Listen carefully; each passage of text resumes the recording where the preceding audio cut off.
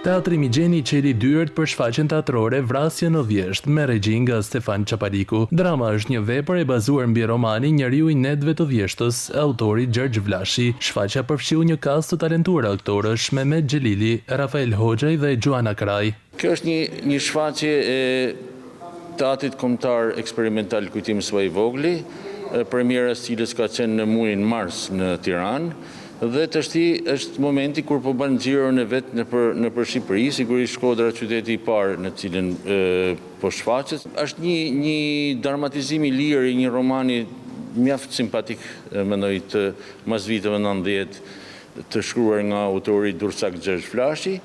Është një roman qytetas, është një roman i cili kështu siç është kthyer tashti në një tekst teatror mund të ishte fare mirë një film.